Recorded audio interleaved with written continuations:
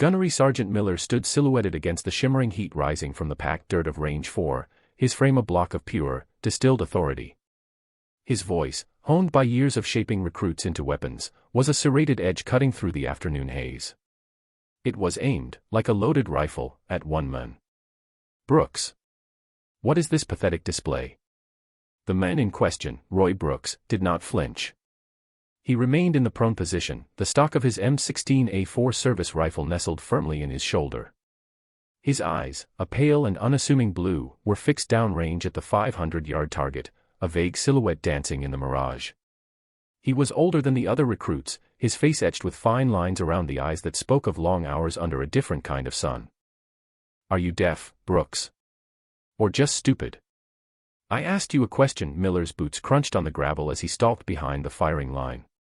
The other recruits of Platoon 3041 kept their eyes forward, but their focus was gone. Every ear was tuned to the drama unfolding at firing point 17. Roy Brooks slowly exhaled, a practice of patience learned long ago. He did not turn his head. His voice, when it came, was calm and even, a stark contrast to the gunny's grating roar. No, Gunnery Sergeant. The simple, two-word answer was fuel on a fire.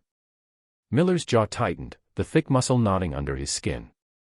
He saw disrespect in the stillness, insolence in the quiet. He saw men who did not belong, a cog that refused to fit in the great, grinding machine of the Marine Corps. Brooks was an anomaly, a special enlistee under some obscure program, and Miller hated anomalies. Then explain to me why your target looks like it just came out of the box, Miller snarled, pointing a thick finger toward the distant target pits. 2 full magazines, Brooks. 20 rounds. And not a single impact. My grandmother, God rest her soul, could throw rocks and hit the paper more often than you. You are a disgrace to that rifle. The other recruits shifted uncomfortably. They had been on the range for a week, and Brooks had been Miller's singular obsession. From the moment the quiet, older men had stepped off the bus, he had been a nail sticking up, and Miller was the biggest hammer on Paris Island. He was too slow on the obstacle course, too meticulous in his rifle maintenance, too quiet in the barracks. He never complained, never broke, and that seemed to offend the gunnery sergeant more than anything. Whispers had circulated. He was a washed-up reservist, a failed officer candidate, a cook being punished for some infraction. Each theory was more pathetic than the last, and each one served to isolate Brooks further. He was the platoon's ghost, a silent burden they were forced to carry. Miller loomed over him now, his shadow falling across Brooks's rifle. You are a danger to this platoon. A man who cannot control his weapon is a liability. I'm pulling you off this range before you kill someone. He reached down, his hand closing around the rifle's carrying handle. It was the ultimate humiliation, to have your weapon taken from you on the firing line. It was a declaration of utter incompetence. Roy Brooks did not release the rifle. His grip remained firm, his knuckles white. His eyes were still locked on the distant target. He said nothing. The silent resistance was more infuriating to Miller than any argument could ever be. It was a quiet, unshakable defiance. Let go of the rifle, Brooks. Miller's voice dropped to a low, dangerous growl. The air grew thick with tension. The rhythmic crack of rifles from farther down the line seemed to fade into a dull background hum. This was the real show. Behind them, a younger instructor, Corporal Evans, watched with a growing sense of unease. He was Miller's assistant, and he had learned quickly that the gunny's temper was a force of nature best avoided. But something about this recruit, this quiet man named Brooks, felt wrong.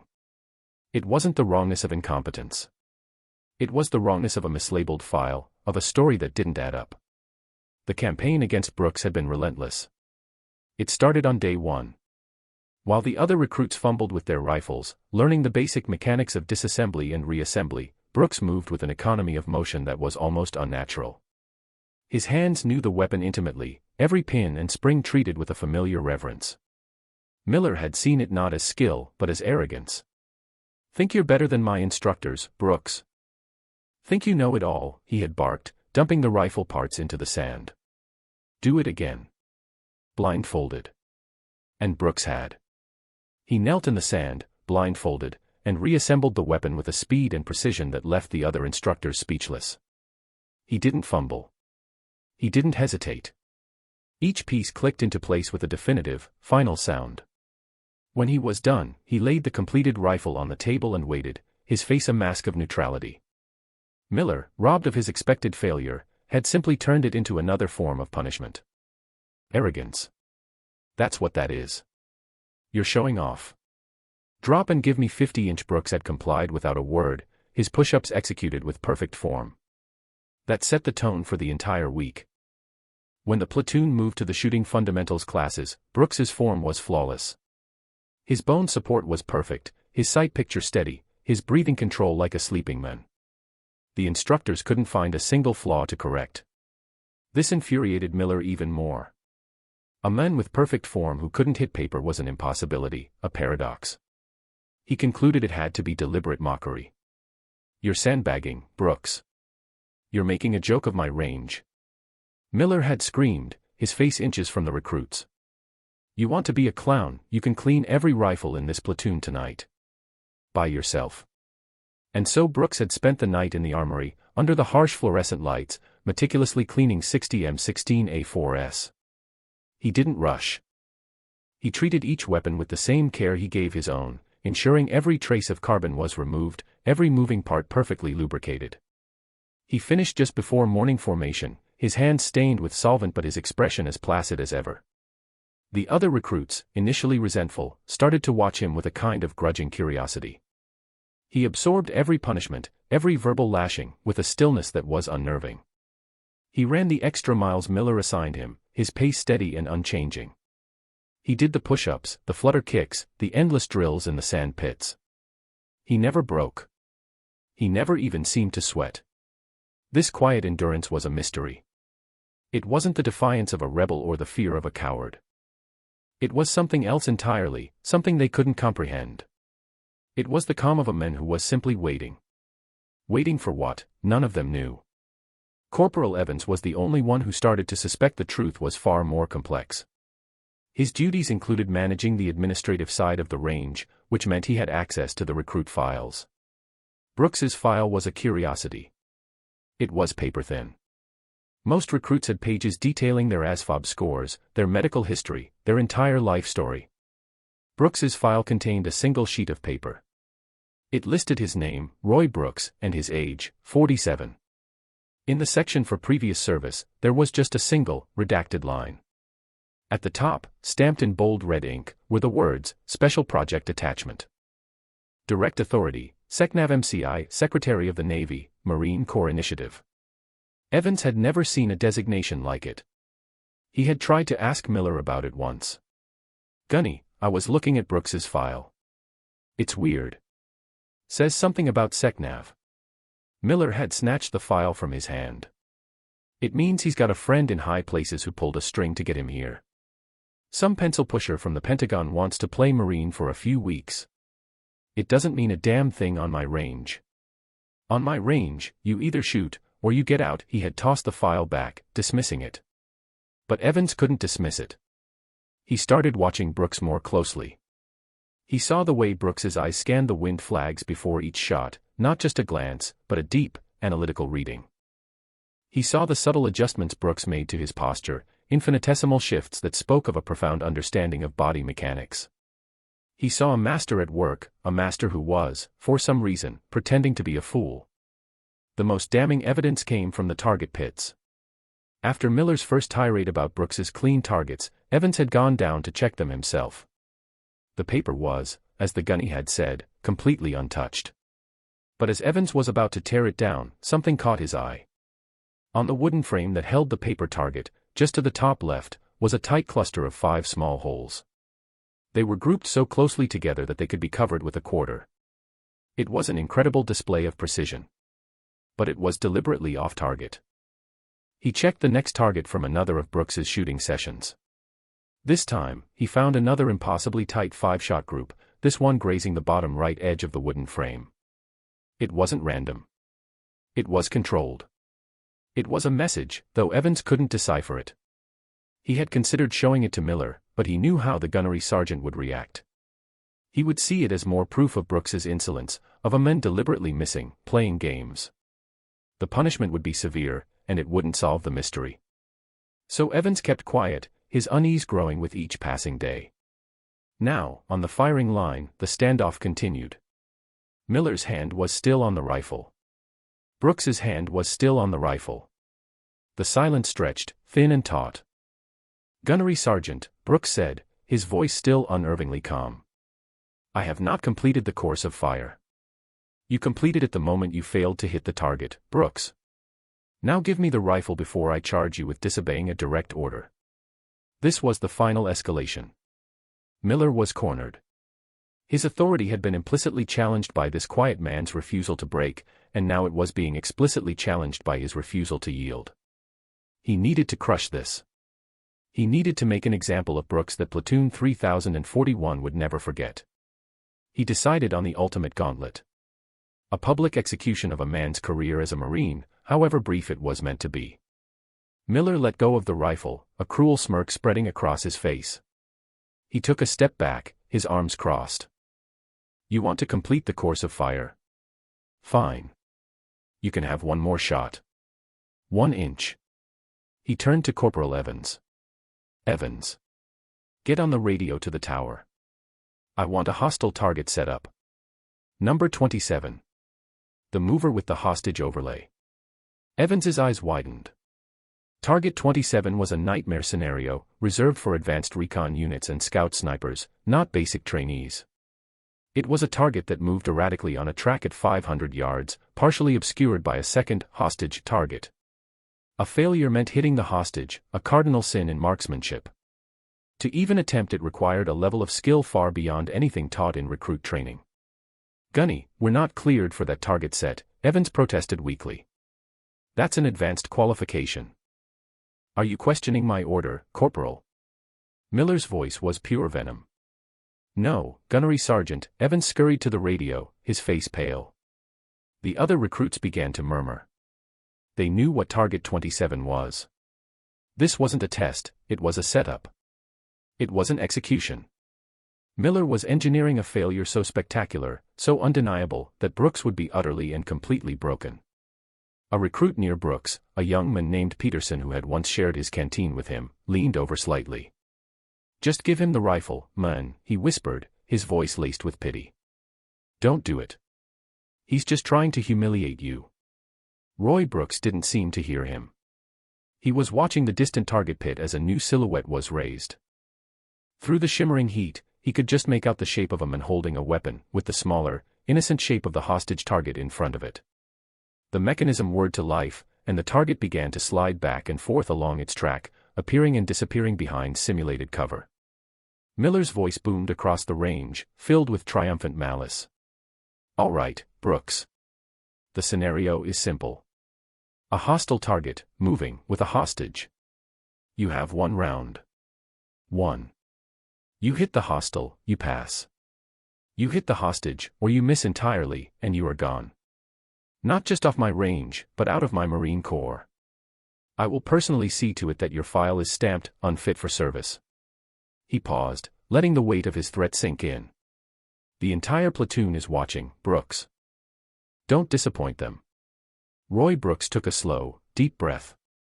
He closed his eyes for a moment, and when he opened them, the placid, unassuming mask was gone. There was something else there now, a focus so intense it seemed to draw all the light and sound on the range into a single point. He shifted his body, a minute adjustment of his hips and elbows against the dirt. He checked the wind, his eyes flicking to the red flags that hung limp in the humid air, then to a swirl of dust 100 yards out, then to the subtle sway of a blade of grass near his rifle's muzzle. He was reading a language no one else there understood.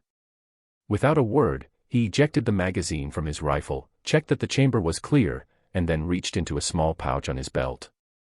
He removed a single, gleaming brass cartridge. It was his own, not the standard-issue ball ammunition. He slid the single round into the chamber, the click of the bolt closing sounding unnaturally loud in the silence. He accepted the challenge. The silence on the range was absolute. 200 recruits held their breath. Miller stood with his arms crossed, a smug, predatory grin on his face. Corporal Evans watched from the side, his heart pounding, a strange mix of dread and anticipation churning in his gut. Brooks settled in behind the rifle. His cheek found its weld on the stock. His finger rested alongside the trigger guard. He watched the target move, back and forth, back and forth. He wasn't just watching its path, he was feeling its rhythm, its cadence. He took a breath, let half of it out, and entered the respiratory pause. The world narrowed to the small circle of his scope. The crosshairs settled, but not on the target. They were aimed at a point in space, a few feet in front of the moving track. He waited. The target slid into view, moving from right to left. It passed behind the hostage figure.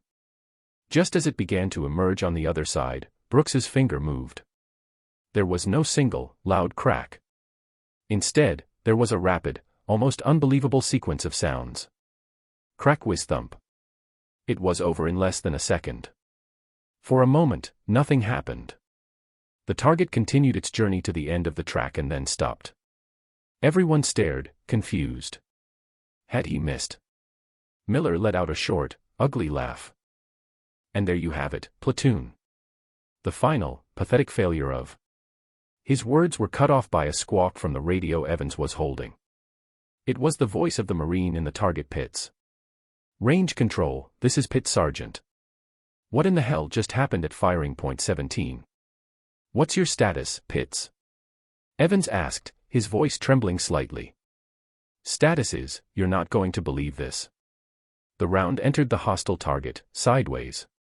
It went through the paper, tumbled, and completely shredded the internal mechanism. The whole damn thing is offline. But that's not the crazy part, the voice on the radio was filled with sheer disbelief. The hostage target, it's untouched.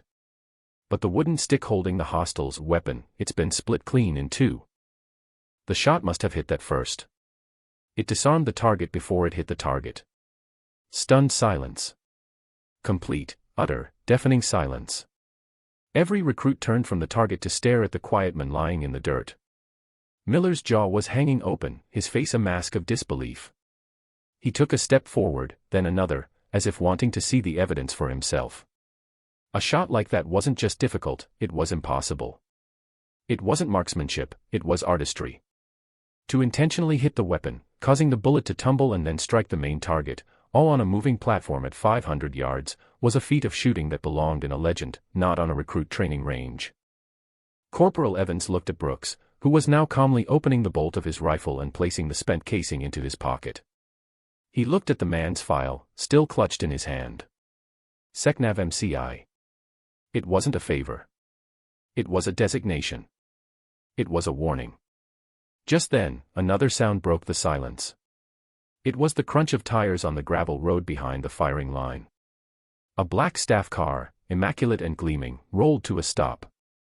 The passenger door opened, and a man stepped out. He was tall and lean, wearing the crisp, starched uniform of a full colonel.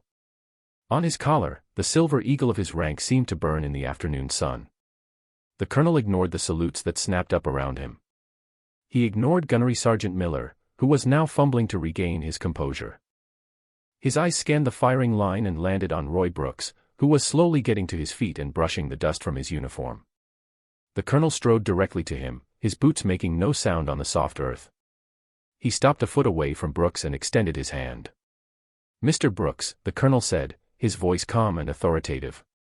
"I trust the evaluation is proceeding as planned. I hope Gunnery Sergeant Miller has been providing you with everything you need." The use of the title, Mr., was a thunderclap. In the rigid hierarchy of the military, for a colonel to address someone in a recruit's uniform as Mr. with such deference was unheard of. It signified a level of respect reserved for distinguished civilians of immense importance. Miller, his face now the color of ash, finally found his voice. He snapped to attention, his salute quivering. "Colonel, sir. I was not aware. This recruit he was failing to qualify, sir. A danger to the..." The colonel didn't even look at him. He kept his eyes on Brooks. "Failing, Gunny. Are you sure about that?" He turned and walked over to the spotting scope that Evans had been using. He peered through it for a long moment, then straightened up. He turned to face the assembled, utterly bewildered recruits of Platoon 3041. "Let me tell you what you've been witnessing for the past week," the colonel began, his voice carrying across the silent range. "You thought you were watching a failure. You were not. You were watching a master conduct a stress test on our current training doctrine. He pointed toward the targets that Evans had inspected earlier. Some of you may have wondered why Mr. Brooks was not hitting the paper. Gunnery Sergeant, did you ever bother to leave your perch and inspect the target frames? Miller stood ramrod straight, his face a frozen mask of horror. He said nothing.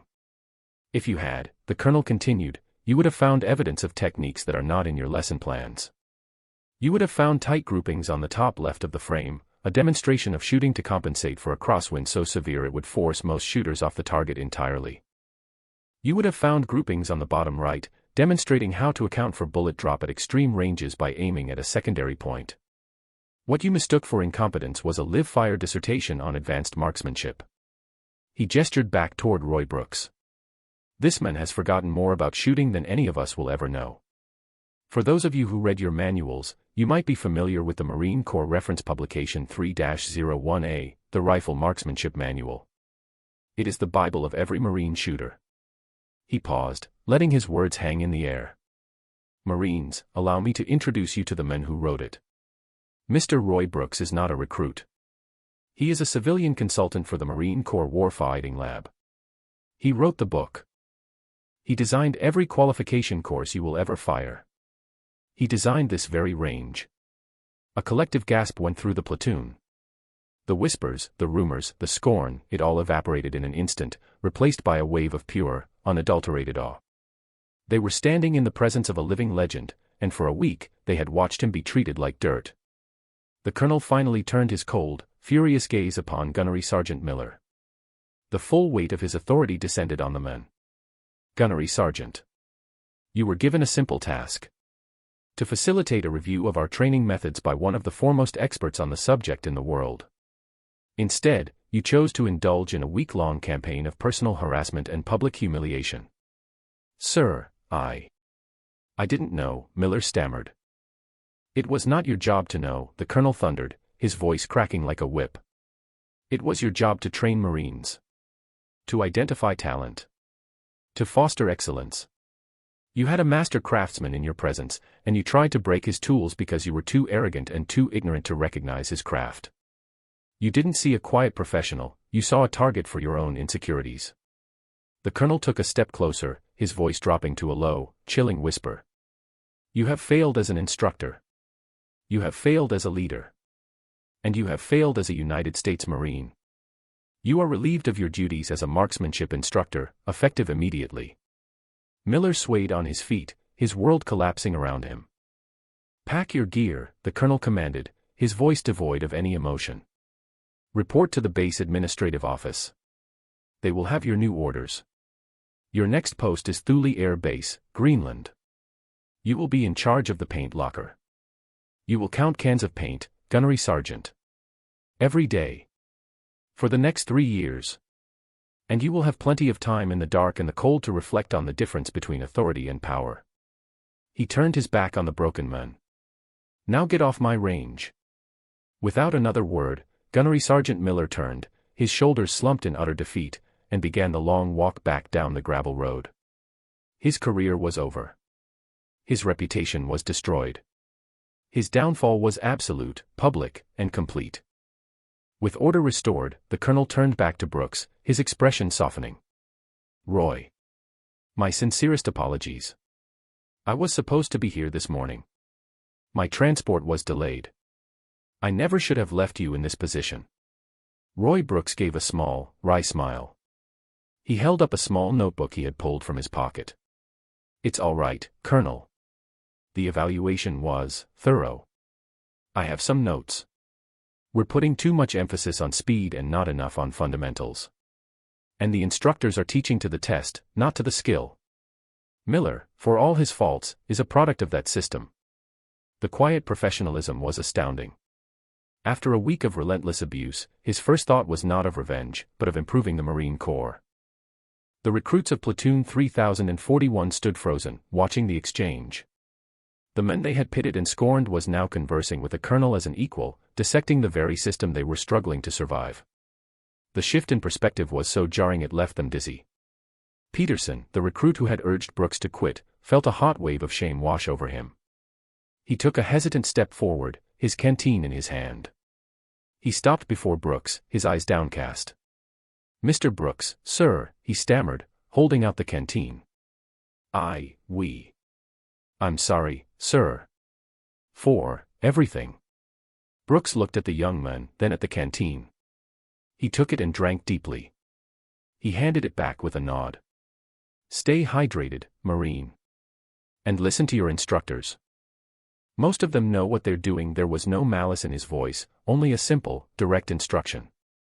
The act of forgiveness, so quietly given, cemented his new status more than any command from the colonel could have. He was not just an expert, he was a leader. The colonel clapped Brooks on the shoulder. "Come on, Roy. Let's get you out of this heat. I want to go over those notes. There's a lot of work to be done." As Brooks and the colonel walked toward the staff car, the recruits watched them go. They looked at the empty firing point at Station 17. They looked at the impossible target in the distance. And they looked at each other, their faces a mixture of awe, shame, and a newfound, profound respect. The story of what happened on Range 4 would become a legend on Paris Island, a cautionary tale passed down from one generation of instructors to the next.